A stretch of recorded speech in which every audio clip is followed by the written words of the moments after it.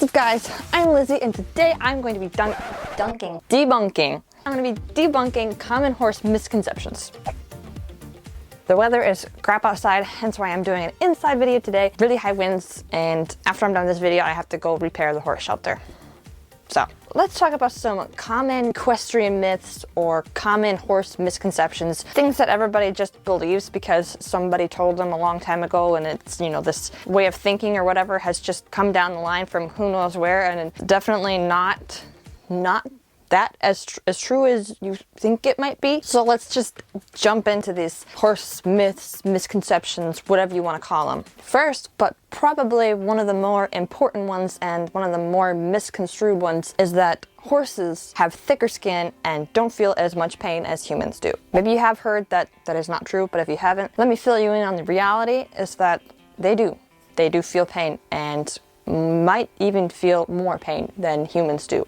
Let me show you this graph right here just so you can see the comparison to horse skin and human skin. And from what I've researched, let me just reiterate what I've read. Do horses feel less pain? This was not surprising, as horses, like humans, need robust yet sensitive skin to respond to touch, say from flying insects or other horses, said Professor McGreevy. From this, we can deduce that horses are likely to feel as much pain as humans would when being whipped. Here's another one. Horses may be more sensitive to pain than originally thought. According to Dr. Lydia Tong, who is an Australian veterinarian, while it's being said that horses are thick-skinned, Dr. Tong's research found that horses' skin is thicker than human skin by only 1 millimeter. Do horses feel more pain than humans? Horses have the capability to feel as much pain from being whipped as humans. That's only a couple of the places that I've seen from just a really quick Google search. So yes, horses definitely feel more pain than has originally been construed by who knows who, but yes, they definitely feel as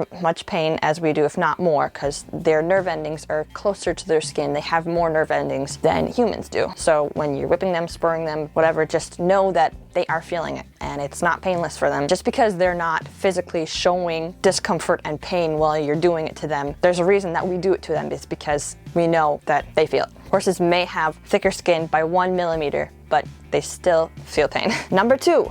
Horses love bucking us off and going bronc, and bronc horses love their job because they love bucking. No, let's be real here.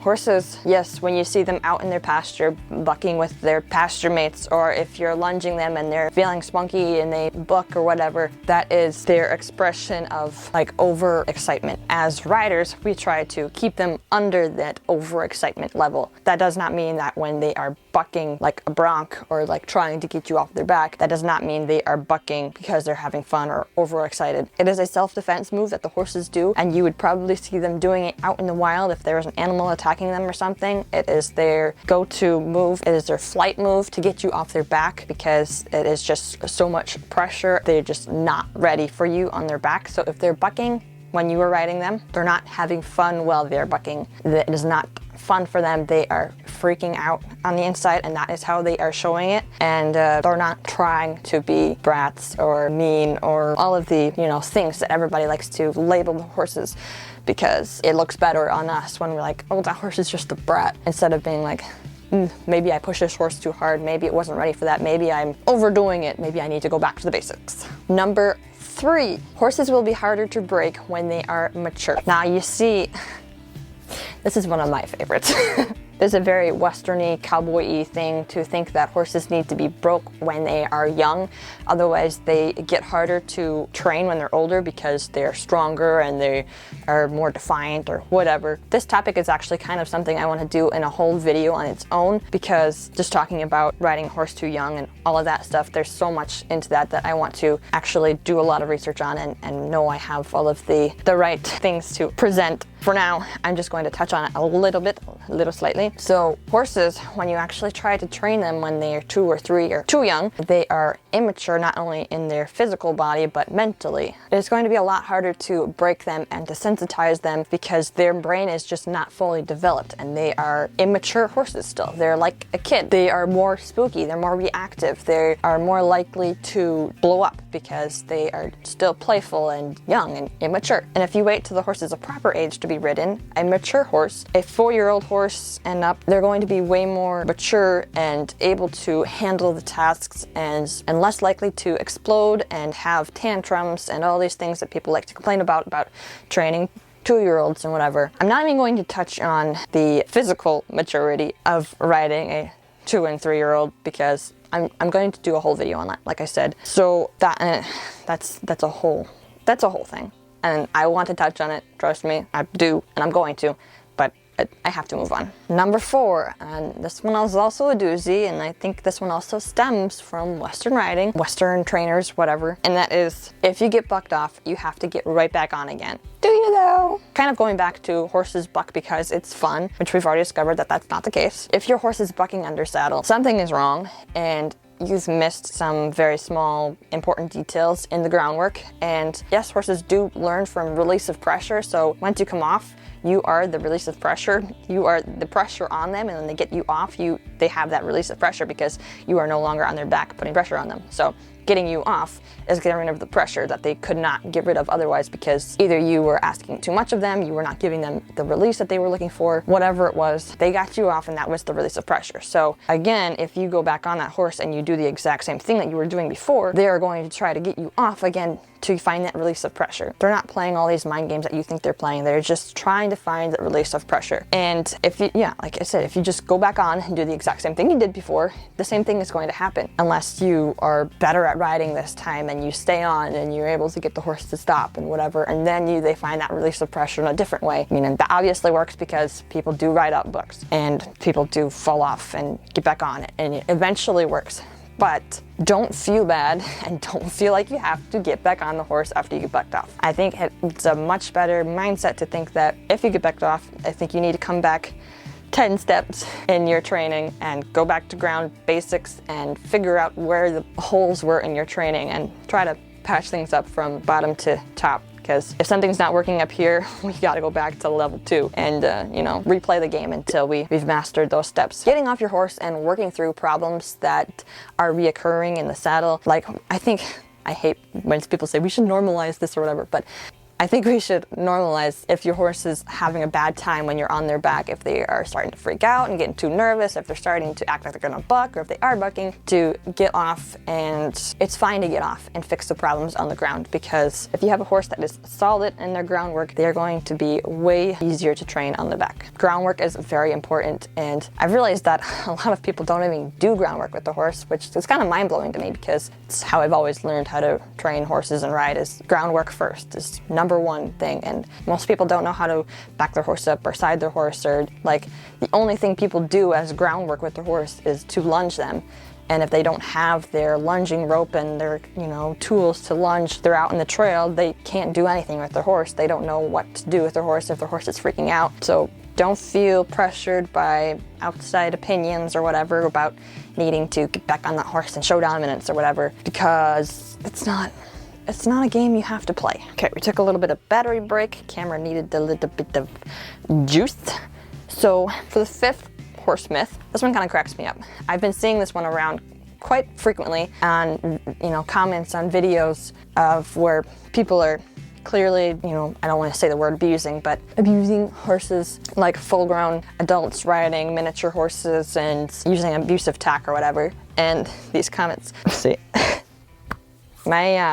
my toxic trait is going to the comments on horse videos, even though I know I will be upset at everything I see. And it's not healthy for me. I know I need to stop, but I just can't. It's so entertaining, but also so frustrating at the same time. And I want to scream at my phone when I'm reading these comments, but I don't get into arguments in the comments because it's pointless. This quote, forget who it's by, but they say that it's hard to argue with an intelligent person, but it's impossible to argue with a stupid person. So yeah, that's why I stay out of the comments.